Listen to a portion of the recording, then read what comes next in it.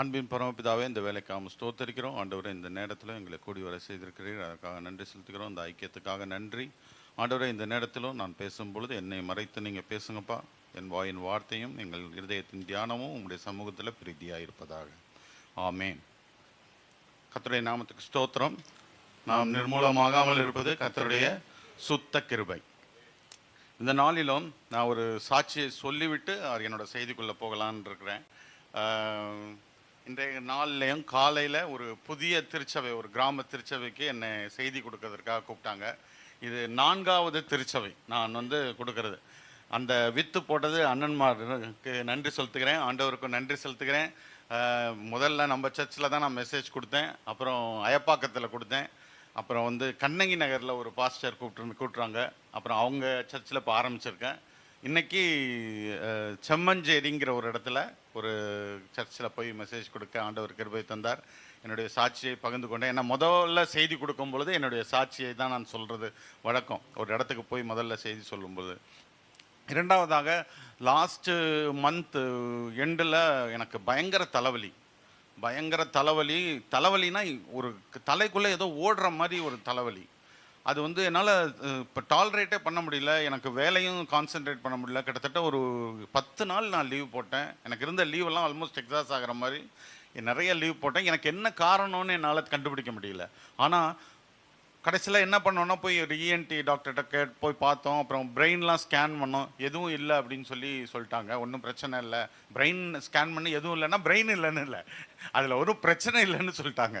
So அப்புறம் வேறு எந்த பிரச்சனையும் இல்லை, எல்லாம் ஓகே தான் அப்படின்ட்டாங்க. கர்த்தருடைய நாமத்துக்கு ஸ்தோத்திரம். ஏன்னா எனக்கே ஒரு பயம், நம்ம தலையில் ஏதோ பிரச்சனை இருக்குது போல இருக்குது. ஏன்னா எனக்கு இருக்கிற அந்த வலி ரொம்ப சிவியராக இருந்தது.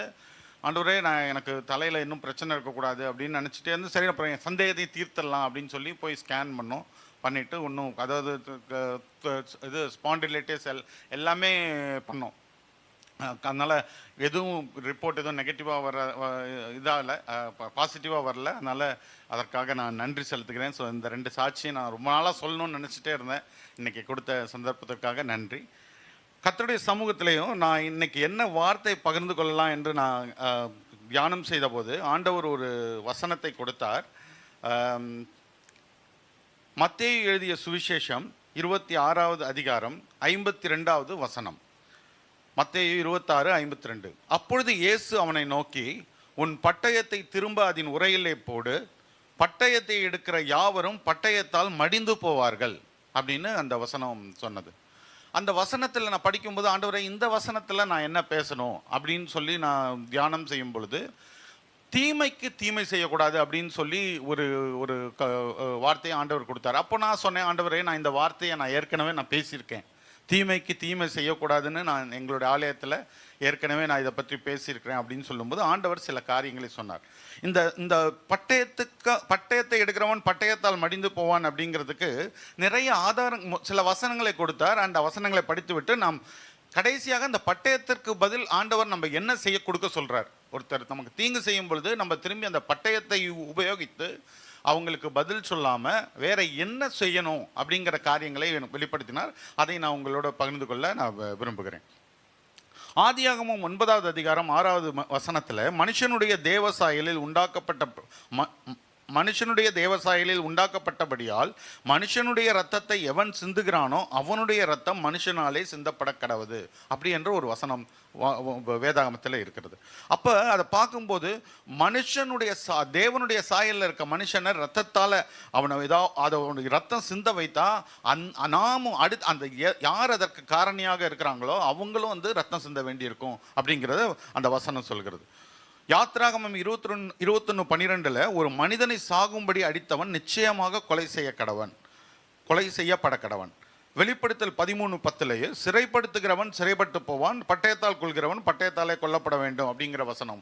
இந்த வசனங்கள் எல்லாம் நான் படிக்கும்பொழுது இந்த பட்டயத்தை உபயோகப்படுத்துறது, அதாவது நமக்கு ஒருவர் தீங்கு செய்ய நினைக்கிறது, தீங்கு செய்யும் போது நம்ம திரும்பி அதை எப்படி ரெசிப்ரோகேட் பண்ணுறோம், எப்படி நம்ம பதில் கொடுக்குறோம் அப்படிங்கிறது ரொம்ப முக்கியங்கிறத ஆண்டவர் அந்த நேரத்தில் வெளிப்படுத்தினார். ஒருத்தர் பதில் சொல்கிறாங்க, அப்படி ஒருத்தர் நம்மளை கெடுதல் செய்கிறாங்க அப்படின்னா நம்ம உடனே ஒரு தப்பான ஒரு காரியங்களை ஒரு ஆயுதமோ வார்த்தைகளோ நம்ம பிரயோகிக்கும் போது அது ஒரு பட்டயம் போல அது செயல்படுது. இதுல இந்த பட்டயத்தை உபயோகப்படுத்தியோ இல்லை ஒரு ஆயுதம் நமக்கு எதிராக ஒரு ஆயுதத்தை உபயோகப்படுத்தும் பொழுது அது எப்படி செயல்படுது, பட்டயத்தை எடுப்போம் பட்டயத்தாலே சாவானுங்கிற வசனத்துக்கு நான் நிறைய காரியங்களை பார்த்தேன். ஒரு காரியத்தை நான் உங்களோட பகிர்ந்து கொள்ள விரும்புகிறேன். எஸ்தரின் புஸ்தகம் 5ஆம் அதிகாரம் 14வது வசனம். அப்பொழுது அவன் மனைவியாகிய சிரேஷும் அவனுடைய சிநேகிதர் எல்லாரும் அவனை பார்த்து, 50 முழ உயரமான ஒரு தூக்கு மரம் செய்யப்பட வேண்டும், அதிலே மொர்தகாயை தூக்கி போடும்படி நாளைய தினம் நீ ராஜாவுக்கு சொல்ல வேண்டும், பின்பு சந்தோஷமாய் ராஜாவுடனே கூட விருந்துக்கு போகலாம் என்றார்கள். இந்த காரியம் ஆமானுக்கு நன்றாய் கண்டதினால் தூக்கு மரத்தை செய்வித்தான். அடுத்ததாக பாருங்க, எஸ்தர் 6வது அதிகாரம் 4வது வசனம். ஆமான் தான் செய்த தூக்கு மரத்திலே மொர்தகாயை தூக்கி போட வேண்டும் என்று ராஜாவிடத்தில் பேசும்படி ராஜா அரண்மனையின் வெளிமுற்றத்திலே வந்திருந்தான். அப்பொழுது ராஜா முற்றத்தில் இருந்து யார் என்று கேட்டார். அப்போ ராஜா கிட்ட போய் மொர்தகாயை தூக்கில் போடுறதுக்கு ஆமான் ஒரு தூக்கு மரத்தை செய்கிறான். அப்போ அந்த ஆண்டவருடைய பிள்ளைகளுக்கு எதிராக சில காரியங்கள் வரும்போது ஆண்டவர் அந்த காரியங்களை அவங்களுக்கு எதிராகவே திருப்புவார்.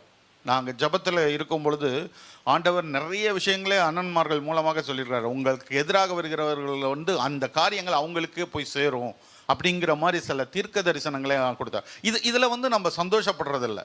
இது நம்ம சந்தோஷப்படுறதுக்காக இல்லை, எங்களுக்கு தீங்கு செய்கிறாங்க அதனால் அவங்களுக்கு அது நடக்க போகுது அப்படிங்கிறது இல்லை. ஆனால் ஆண்டவர் நம்மளை அந்த காரியங்களிலிருந்து நம்மளை ப்ரொடெக்ட் பண்ணுறாரு, நம்மளை பாதுகாக்கிறாருங்கிறது தான் இதில் காரியம் இல்லையா? நாம ஒரு பதில், அது பழிவாங்குதல் எனக்குரியது அப்படின்றது ஆண்டவர் சொல்றாரு. நாம அந்த பழிவாங்குதலோ அந்த ஒரு ப்ரொடெக்ஷனோ எல்லாத்தையும் நாம ப்ரிப்பேர்டா இருக்கிறது, நம்ம ஜபம் செய்தாலே போதும், ஆண்டவர்கிட்ட பேசி ஆண்டவருடைய ஐக்கியத்தில் இருந்தாலே போதும், இந்த பட்டயத்தை ஆண்டவர் நமக்காக யுத்தம் செய்வார். அதுதான் அதுல காரியம். இதுல பாருங்க, 7வது அதிகாரம் 10வது வசனத்துல, அப்படியே ஆமான் மொர்தகாய்க்கு ஆயத்தம் பண்ணின தூக்கு மரத்தில் ஆமானையே தூக்கி போட்டார்கள். அப்போ பாருங்க, பட்டயத்தால் யாரு அந்த தூக்கு மரத்தை செஞ்சானோ அந்த தூக்கு மரத்தில் அவனே போய் தொங்குற நிலைமைக்கு ஆண்டவர் கொண்டு போனார். அதுதான் பட்டயத்தை எடுப்போம் பட்டயத்தாலே சாவும். அதாவது நமக்கு ஒரு எதிராக ஒரு தீங்கு செய்யும் போதோ, நாம மற்றவங்களுக்கு ஒரு தீங்கு செய்யும் போது அது திரும்பி யார் செய்கிறார்களோ அவர்களுக்கே வருங்கிறது தான் இதில். இரண்டாவது ஒரு ஆளை நாம் பார்க்க போறோம், யோசேப்பு. ஆதியாகமம் 50வது அதிகாரம் எடுத்துக்கொள்ளுங்கள். ஆதியாகமம் 50வது அதிகாரம் 19வது வசனம் 20வது வசனம். அதாவது இந்த காரியங்கள்லாம் நமக்கு தெரியும் இல்லையா? நம்ம யோசேப்பு அவனுடைய சகோதரர்கள் விற்று போட்டாங்க, பார்வோனுடைய அரண்மனையில் ஒரு வேலை செய்கிறான். அங்கே அவன் நிறைய கஷ்டப்படுறான், நிறைய காரியங்கள் நம்ம படிச்சுருக்கிறோம் இல்லையா? கடைசியில் அவங்க பிரதர்ஸ் எல்லாம் அவங்ககிட்டே வர மாதிரி ஒரு நிலைமை வந்துடுது. சகோதரர்கள்லாம் அவனை சார்ந்து இருக்கக்கூடிய ஒரு நிலைமைக்கு வருது. யாரை இவங்க விற்று போட்டாங்களோ, கொலை செய்யணும்னு நினைச்சாங்களோ, விற்று போட்டாங்களோ, அவன்கிட்டே இவங்க வாழ்க்கை சார்ந்து இருக்கிற மாதிரி வரும்போது அவன் சொல்றான் பாருங்க, 19வது வசனத்துல, யோசேப்பு அவர்களை நோக்கி, பயப்படாதிருங்கள், நான் தேவனா? நீங்கள் எனக்கு தீமை செய்ய நினைத்தீர்கள், தேவனோ இப்பொழுது நடந்து வருகிறபடியே வெகு ஜனங்களை உயிரோடே காக்கும்படிக்கு அதை நன்மையாக முடிவு பண்ணினார். அப்போ நமக்கு நமக்கு எதிராக சிலர் செய்யும் போது அவங்களுக்கு அவங்க ஒரு காலத்தில் நம்மளை டிபெண்ட் பண்ணி வர நேரம் வரும்போது பழைய காரியங்களை மனசில் வச்சுக்கக்கூடாது. ஏன்னா ஒரு காரியத்தை என்னால் சொல்ல முடியும். என் மகள் இறந்த அன்று, அதாவது இந்த பிரெயின் டெட்டுன்னு சொல்கிற அன்னைக்கு 8ஆம் தேதி மார்ச் மாதம் 2012 எங்கள் வீட்டுக்கு எப்பவும் வராத ஒருவர் அன்னைக்கு காலையில் வந்தார். அந்த நாள் முழுவதும் இருந்தார். மதியானம் என் மகளை நான் ஆஸ்பத்திரிக்கு கூட்டு போகும்போது ஒன்றுமே நடக்காத மாதிரி அவர் போயிட்டார். எங்களுக்கெல்லாம் இதில் ஒரு சந்தேகம், அதாவது ஏதோ ஒரு காரியம் இதில் நடந்திருக்கும் அப்படின்றது. அதாவது நமக்கு நம்ம ஆண்டவரை விசுவாசிக்கிற கூட்டம், இந்த மந்திரங்கள் இதெல்லாம் இருக்கிறதுன்னு தெரியும். ஆனால் அவைகள் நம்ம ஒன்றும் செய்யாதுங்கிறது தான் நம்மளுடைய விசுவாசம், அழுத்தமான ஒரு விசுவாசம் இல்லையா? எனக்கு இந்த காரியம் நடந்தபோது எனக்கு நடுவில் அதற்கு சில நாட்களுக்கு அப்புறமும் ஒரு சில வாரங்களுக்கு அப்புறமும் எனக்கு அந்த நபரை பற்றி பேசும்போது இது ஏன் இருந்தாருலாம் ரொம்ப சந்தேகம் வரும்போது எனக்கு ரொம்ப கஷ்டமாக இருந்தது.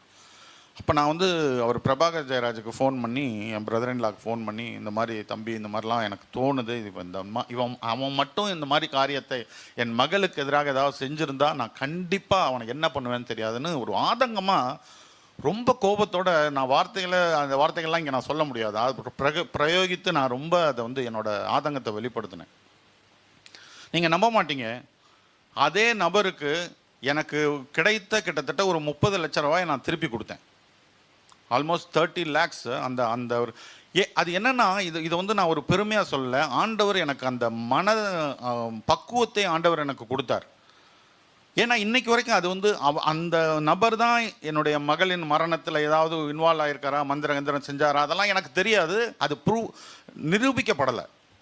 நமக்கு தெரியாத ஒரு விஷயத்தை நம்ம என்ன செய்யக்கூடாது, அசியூம் பண்ணி செய்யக்கூடாது. இப்படி தான் செஞ்சிருப்பாரு அப்படின்னு நமக்கு தெரியாது. ஆண்டவர் வெளிப்படுத்தினார்னா ஓகே, தெரியப்படுத்தினா ஓகே. அதுக்காக நம்ம அசியூம் பண்ணி ஒருத்தர் மேலே வெறுப்பு வச்சுக்கிட்டே இருந்தோம்னா அந்த வெறுப்பு நமக்கு அந்த பட்டயம் நம்மளை அது இருப்புற பட்டயமாக நம்மளை வந்து என்ன பண்ணிடும், வெட்டி போட்டுடும். அப்போது எனக்கு வந்து அந்த நேரத்தில் ஆண்டவர் சிலர்லாம் வந்து என்ன கேட்டாங்க, நீ அதெல்லாம் செய்யக்கூடாது, உனக்கு வர பணத்தை நீ ஏன் கொடுக்குற அப்படின்லாம் கேட்டாங்க. நான் சொன்னேன், எனக்கு அந்த பணம் வேண்டாம், எனக்கு இது பற்றி முழு விஷயம் தெரியாது, அதனால் நான் அதை அவனே கொடுக்குறேன். காண்கிற சகோதரனிடத்தில் அன்பாக இருக்கிறவன் காணாத தேவனிடத்தில் எப்படி அன்பாக இருப்பான் அப்படின்னு சொல்லி படித்தோம். அந்த வசனத்தை ஆண்டவர் இப்போ எனக்கு காமிச்சாரு, அப்போ நான் திருப்பி கொடுத்தேன். எதற்காக இதை சொல்கிறேன்னா, இது ஒரு தனி பெருமைக்காக சொல்லவில்லை. எனக்கு வந்து அந்த நேரத்தில் ஆண்டவர், நான் முதல்ல கோவப்பட்டு நான் எல்லாம் சொன்னேன். ஆனால் ஆண்டவர் அந்த நிலைமையிலிருந்து என் மனநிலையை மாற்றினார். நான் அது ஏதாவது தவறாக செய்திருந்தால் அந்த பாவம் இன்றைக்கும் என்னை தொடர்ந்து இருந்திருக்கும். கர்த்தருடைய பெரிய கிருபை என்னை அந்த கோபத்தை வந்து எடுத்து போட்டு அன்பை கொடுக்க சொல்லி இப்போ நான் சந்தோஷமாக இருக்கேன். எனக்கு வந்து அந்த பாரம் என் மனசில் இல்லை. அதுக்காக நான் ஆண்டவரை துதிக்கிறேன். அடுத்ததாக பார்த்தீங்கன்னா, நமக்கு பார்க்கும்போது சில காரியங்கள் இதில் என்னன்னா, யோசேப்புடைய காரியத்தில் அவன் பட்டயத்தை எடுக்கவில்லை, அவன் பழிவாங்குதல் என்கிற ஒரு பட்டயத்தை எடுக்காம அவன் என்ன செய்கிறான், ஒரு அன்பு கொடுக்குறான், மன்னிப்பு கொடுக்குறான் இல்லையா? அந்த பட்டயம் அதை தான் உபயோகிக்கிறான். அவன் ஒரு பழிவாங்குதல் என்கிற ஒரு பட்டயத்தை எடுக்கல அந்த இடத்துல. அதுதான் நம்ம கற்றுக்கொள்ள வேண்டும். அடுத்ததாக இயேசு மத்தேயு 7வது அதிகாரம் 12வது வசனத்தில், ஆதலால் மனுஷர் உங்களுக்கு எவைகளை செய்ய விரும்புகிறீர்களோ அவைகளை நீங்களும் அவர்களுக்கு செய்யுங்கள், இதுவே நியாயப்பிரமாணமும் தீர்க்க தரிசனங்களுமா. அப்போ மனுஷர்கள்கிட்ட நாம் வந்து ஒருத்தர் நம்மளை வந்து ஏதோ செய்கிறாங்க அப்படின்னா, திட்டுறாங்களோ இல்லை கெடுதல் செய்கிறாங்க அப்படின்னா, நாம் வந்து திரும்பி அவங்கக்கிட்ட அதை செய்யக்கூடாது. அது நம்ம எதிர்பார்க்கல. நாம் எதிர்பார்க்கறது அன்பு தான். கிறிஸ்தவ பிள்ளைகளாக, ஏசப்பாவோட பிள்ளைகளாக நாம் எதிர்பார்க்கறது வந்து அன்பு தான் நம்ம கொடுக்கணும். What you give will come back to you அப்படின்னு சொல்லுவாங்க உலகத்தில். நம்ம எதை கொடுக்குறோமோ அதுதான் நமக்கு திரும்பி வரும். பிற மதத்துலலாம் சொல்கிறாங்க இல்லையா, நம்ம செய்கிற கர்மா போன்ற காரியங்கள்லாம் சொல்கிறாங்க. அவங்க வந்து என்ன பிலீவ் பண்ணுறாங்கன்னா, நம்ம இந்த ஜென்மத்தில் செய்கிறது பேர ஜென்மத்தில் வரும் அப்படிங்கிற மாதிரிலாம். அதுபோல் what you give will come back to you. நீங்கள் என்ன கொடுக்குறீங்களோ அது. அப்போ ஆண்டவர் என்ன சொல்கிறாரு, நீ என்ன கொடுக்குறியோ, உனக்கு என்ன வேணும், உனக்கு பட்டயம் தான் வேணும்னா நீ பட்டயத்தை தான் கொடுக்கணும். உனக்கு பட்டயம் வேண்டாம் அப்படின்னா நீ அன்பை கொடுத்தா அன்பு திரும்பி வரும், மன்னிப்பை கொடுத்தா மன்னிப்பு திரும்பி வரும். அதுதான் ஆண்டவர் அங்கே சொல்கிறாரு. நாம் என்ன செய்கிறோங்கிறத வந்து அதை வந்து நம்ம அது ஜாக்கிரதையாக அதை பார்க்க வேண்டும். ஆண்டவர் சொல்கிறார், உங்களுக்கு என்ன வேணுமோ அதை தான் நீங்கள் மற்றவங்களுக்கு செய்யணும் அப்படிங்கிறது தான் ஆண்டவர். நம்ம ஜபிக்கிறது போல் நம்ம ஜபம், ஆண்டவருடைய ஜபம் செய்யும்போது கூட நம்ம என்ன சொல்கிறோம், எங்கள் கடனாளிகளுக்கு நாங்கள் மன்னிக்கிறது போல எங்கள் கடன்களை எங்களுக்கு மன்னியும். நாங்கள் மற்றவங்களுக்கு மன்னிச்சிட்டோம், ஆண்டவரே நீங்கள் எனக்கு மன்னியும். நீங்கள் இந்த உலகத்துக்கு நீங்கள் என்ன செய்கிறீங்களோ அதுக்கேற்றவா தான் ஆண்டவர் உங்களுக்கு அந்த பலனை கொடுப்பார் இல்லையா? அப்போ மன்னிக்கிறது வந்து இந்த இடத்துல ஒரு பட்டயத்திற்கு பதிலாக நம்ம என்ன கொடுக்குறோம் அப்படின்னா மன்னிப்பு.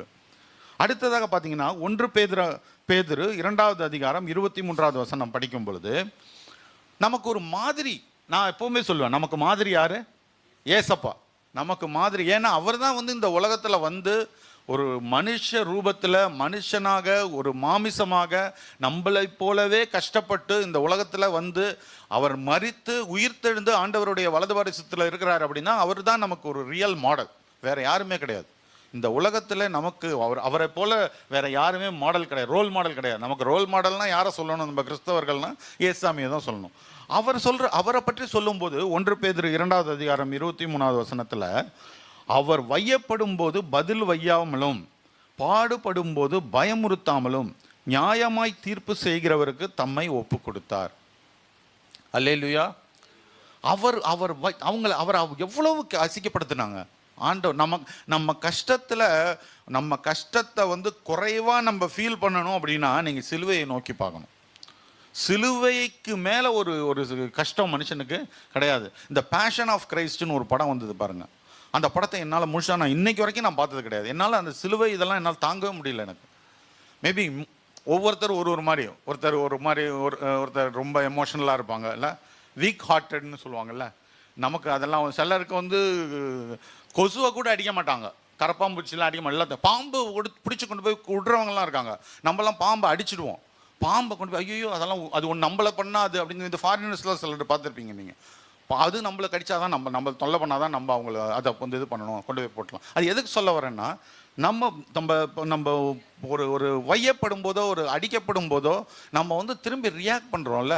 ஆனால் அவர் வந்து அது மாதிரிலாம் கிடையாது. அவர் வந்து அப்படியே அந்த நேரத்துலையும் ஒரு அடிக்கப்படுகிற ஒரு ஆட்டுக்குட்டியை போல் அவரை இழுத்துட்டு போனாங்க. அவர் அப்படி போனார், மௌனமாக போனார். அதுதான் ஒரு மாதிரி. நம்ம வந்து ரிட்டாலியேட் பண்ணுறது வந்து இஸ் நாட் அவர் ஸ்ட்ரென்த். நம்ம வந்து திரும்பி பதில் செய்கிறது நம்மளுடைய பலன் கிடையாது. நம்ம வந்து அதுதான் ஆண்டவர் சொல்கிறார்ல, உன்னை ஒரு கண்ணத்தில் அரைஞ்சா நீ என்ன பண்ணணும், மறு கண்ணத்தை ப்ராக்டிக்கலாக அது அப்படின்னா. இது வந்து ஒரு ஒரு ஒரு அனலாகின்னு சொல்லுவோம்ல, ஒரு மாதிரி, அதாவது ஒரு ஒப்புமை இல்லை. இதுதான் வந்து இப்படி தான். இந்த மாதிரி உனக்கு தப்பு பண்ண நீ வந்து உன்னை ஒரு மைல் தூரம் கூட்டிகிட்டு வந்தால் நீ இன்னும் என்ன பண்ண கூட இன்னும் கொஞ்சம் தூரம் போ அப்படின்னு சொல்கிறாரு. அப்போது என்னன்னா நீ இன்னும் அவனுக்கு வந்து கெடுதல் செய்யாத. அவன் உனக்கு கெடுதல் செய்தாலும் நீ அவனுக்கு கெடுதல் செய்யாத. அப்போ என்னன்னா அந்த பொறுமை பழிவாங்காமல் அந்த பொறுமைங்கிற ஒரு பட்டயத்தை நாம் எடுத்துக்கணும். 1 பேதுரு 3வது அதிகாரம் 9வது வசனத்தில், பதிலுக்கு பதில் தீமை செய்யாமல் ஆசீர்வாதம் பெற ஆசீர்வதியுங்கள். அப்போ நம்ம தீமை திரும்பி செய்யறத விட ஆசீர்வதித்தோம்னா நமக்கு ஆசீர்வாதம் திரும்பி வரும். அப்போ அதை தான் ஆண்டவர் சொல்றாரு, பட்டயத்தை எடுத்துக்கிறவன் பட்டயத்தால் சாவான், ஆசீர்வதிக்கிறவன் ஆசீர்வாதம் பெறுவான். அப்போ பட்டயத்திற்கு பதிலாக நம்ம என்ன உபயோகப்படுத்தணும் இந்த இடத்துல? ஆசீர்வாதம். முதலாவதாக மன்னிப்பு, அடுத்தது பொறுமை, அடுத்தது ஆசீர்வாதத்தை நாம கொடுக்க வேண்டும் அப்படின்னு சொல்லி ஆண்டவருடைய வசனம் சொல்லுது. அடுத்ததாக 1 தீமோத்தேயு 5வது அதிகாரம் 15வது வசனம், தீமைக்கு தீமை செய்யாதபடி பாருங்கள், உங்களுக்குள் மற்ற யாவருக்குள்ளும் எப்பொழுதும் நன்மை செய்ய நாடுங்கள். இப்போ இந்த இடத்துல நம்ம பட்டயத்துக்கு என்ன உபயோகப்படுத்துகிறோம்? பட்டயத்துக்கு பதிலாக நன்மை செய்ய வேண்டும். அப்போது தீமைக்கு தீமை செய்யாதிருங்கள், நன்மை செய்யுங்கள். அப்போது நம்ம திரும்பி செய்யும்போது நன்மை செய்யணும். நாம் வந்து ஒரு நமக்கு தீமை செய்கிறவங்கள இது இன்னொன்று பார்த்தீங்கன்னா, இந்த தீமை செய்கிறத நம்ம நினைத்து கொண்டே இருக்கும்போது அது ஒரு பாரம் பாருங்கள். நம்ம வந்து அன்வான்ட் லக்கேஜ்னு சொல்லுவோம்ல, தேவையில்லாததெல்லாம் தூக்கிட்டு போகிறோம், குப்பையை தூக்கிட்டு போகிற மாதிரி அது. இப்போ நம்ம பாக்கெட்டில் சிலர் என் பர்ஸ்லலாம் பார்த்தீங்கன்னா இந்த கிரெடிட் கார்டு ஸ்லிப்பு, அந்த ஸ்லிப்புன்னு ஒரு குப்பை தான் அது. என்னைக்காவது ஒரு நாள் வாரத்துக்கு மாதத்துக்கு ஒரு தடவை எப்போயாவது அதை எடுத்து போடுவேன். அப்போ பர்ஸே லைட்டான மாதிரி இருக்கும் அது. இப்போ நம்ம தான் கேஷ் வச்சுக்கிறது, எல்லாம் ஜிபே, அந்த பே, கிரெடிட் கார்டு இப்படிலாம் வச்சுக்கிறோம் இல்லையா? அதனால் நமக்கு வந்து கேஷ் வச்சுக்கிறது இல்லை. இந்த மாதிரி ஸ்லிப்பு, பேப்பர் இதுதான் இருக்கும். அந்த குப்பையெல்லாம் பார்த்தீங்கன்னா அப்படியே இருக்கும் இல்லை? அப்போது அந்த பாரத்தை இறக்கி வைக்கணும். நம்ம அந்த பாரத்தை இறக்கி வைக்கணும்னா நம்ம என்னென்ன, தீமைக்கு தீமை செய்யாமல் நன்மை செய்ய. அப்போ பட்டயத்திற்கு பதில் நன்மை. மத்தேயு 5வது அதிகாரம், நான் அந்த வசனம் மட்டும் எழுதிட்டு வரல, படிச்சிடுறேன். மத்தேயு 5வது அதிகாரம் 38வது வசனம்,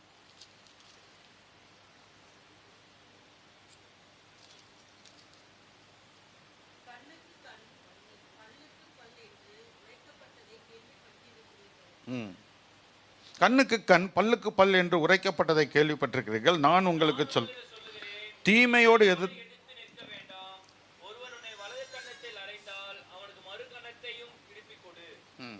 உன்னோடு வழக்காடி உன் வஸ்திரத்தை எடுத்துக்கொள்ள வேண்டும் என்கிறவனுக்கு உன் அங்கியையும் விட்டுவிடு.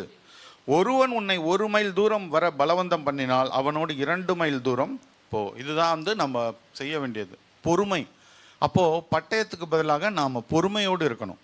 ஸோ நம்ம வந்து ஆண்டவருடைய பிள்ளைகளாக இருக்கும் பொழுது நாம் மற்றவர்களுக்கு இப்போ ஒரு பட்டயத்திற்கு பதிலாக மன்னிப்பு, பட்டயத்திற்கு பதிலாக நாம் வந்து பொறுமை, பட்டயத்திற்கு பதிலாக நாம் ஆசீர்வாதம், பட்டயத்திற்கு பதிலாக நன்மை செய்தோம் அப்படின்னா நம்ம ஆண்டவருடைய சமூகத்தில் நாம் அவருடைய பிள்ளைகளாக இருப்போம். அதே நேரத்தில் நமக்கு என்ன பிறர் நமக்கு என்ன செய்யணும்னு நம்ம நினைக்கிறோமோ அந்த காரியங்களை நாம் அவங்களுக்கும் நம்ம செய்ய முடியும். அதை நம்ம திரும்ப பெற்றுக்கொள்ளவும் முடியும். ஜெபம் செய்யலாம். அன்பின் பரமபிதாவே, இந்த வேலைக்காம ஸ்தோத்தரிக்கிறோம்ப்பா. இந்த நேரத்திலையும் ஆண்டவரே நீர் பேசின வார்த்தைகளுக்காக நன்றி ஆண்டவரே. எவ்வளோ நேரங்களில் ஆண்டவரே மனிதருடைய வார்த்தைகள் எங்களை வந்து ஒரு பட்டயம் போல உருவுவதை நாங்கள் பார்க்குறோம்ப்பா. ஆண்டவரே எங்கள் நெஞ்சை கிழித்து ஆண்டவரே எங்களை ஒரு நிலைக்குலைய செய்கிறத நாங்கள் கவனிக்கிறோம். ஆண்டவரே அவங்க பேசுகிற வார்த்தைகளுக்கு திரும்பவும் நாங்கள் அதே போல் திரும்ப வார்த்தைகளை பேசாமல் ஆண்டவரே நாங்கள் பட்டயத்தை எடுக்காமல் ஆண்டவரே உம்முடைய பிள்ளைகளாக இருந்து ஆண்டவரே யோசேப்பை போல ஆண்டவரே பழிவாங்காமல் நன்மை செய்யவும் மன்னிக்கவும் ஆண்டவரே கிருபை தாங்கப்பா. எங்கள் கடனாளிகளுக்கு நாங்கள் மன்னிக்கிறது போல எங்கள் பாவ கடன்களை மன்னியும் என்று நாங்கள் ஜெபிக்கிறோமே ஆண்டவரே, அதே போல் நாங்கள் மன்னிப்பின் ஆவியை பெற்றுக்கொள்ள கிருபை தாங்க. மற்றவர்களை ஆசீர்வதிக்கவும் மற்றவர்களுக்கு நன்மை செய்யவும் மற்றவர்களோடு பொறுமையாக இருக்கவும் ஆண்டவரே கிருபை தாங்கப்பா. நீங்கள் வழி நடத்துங்க. உங்கள் வசனம் ஆண்டவரே எங்களுக்கு வெளிச்சமாக இருக்கிறதப்பா ஆண்டவரே, அது தீபமாக இருக்கிறது. அதை பற்றி கொண்டு ஆண்டவரே அதன்படி நடக்க கிருபை தாங்க. ஒவ்வொரு நாளிலும் ஆண்டவரே நாங்கள் பல காரியங்களை நாங்கள் பார்க்கும் பொழுது வேலை ஸ்தலத்திலும் வேலைக்கு போகும்போதும் வரும்போதும் ஆண்டவரே வீட்டிலும் ஆண்டவரே நாங்கள் ஏதாவது ஒரு காரியங்களில் ஆர்கியூமெண்ட்டோ ஏதோ வந்தாலும் ஆண்டவரே நாங்கள் எந்த விதத்திலும் ஆண்டவரே கோபப்படாமல் பொறுமையோடு எல்லாவற்றையும் ஹேண்டில் பண்ண தேவையான கிருபை தாங்க ஆண்டவரே. நீங்கள் வழிநடத்துங்க. நீங்கள் எங்கள் கூட இருந்து பலப்படுத்துங்கப்பா ஆண்டவரே. ஊழியத்தை இன்னும் வர்த்திக்க பண்ணுங்கப்பா ஆண்டவரே. தரிசனங்களை நீர் அறிவீர் ஆண்டவரே. சர்வ வல்லமையுள்ள தேவன் நீர் ஆண்டவரே. அண்ணன்மார்களுடைய பிரயாசத்தின்படி கொடுத்த தரிசனத்தின்படி ஆண்டவரே நீங்கள் இந்த ஆலயம் நிரம்பும்படியாக ஆண்டவரே ஆத்துமாக்களை கொண்டாங்கப்பா ஆண்டவரே. இந்த கிறிஸ்மஸுக்குள்ளாக ஆண்டவரே நாங்கள் என்ன நீர் திட்டம் வைத்திருக்கிறீரோ ஆண்டவரே உம்முடைய சித்தத்தின்படி ஆண்டவரே நாங்கள் எதிர்பார்ப்பதற்கும் மேலாக செய்யக்கூடிய தேவன் ஆண்டவரே நீர் செய்வீர் என்பதை விசுவாசிக்கிறோம்ப்பா. உம்மை நம்பினோர் வெட்கப்படுவதில்லை ஆண்டவரே. நீர் எங்களை வழி நடத்தும். இந்த ராத்திரி நேரத்தில் வந்த ஒவ்வொருவரையும் ஆண்டவரே நாங்கள் வந்தவங்களுக்காக நாங்கள் ஜெபிக்கிறோம் ஆண்டவரே. அவங்க திரும்பி போகும்போது சேஃபாக ரிட்டர்ன் ஆகவும் கிருபைத்தாங்க. துதிகான மகிமையெல்லாம் உமக்கே செலுத்துகிறோம். இயேசுவின் நாமத்தில் பிதாவே, ஆமேன்.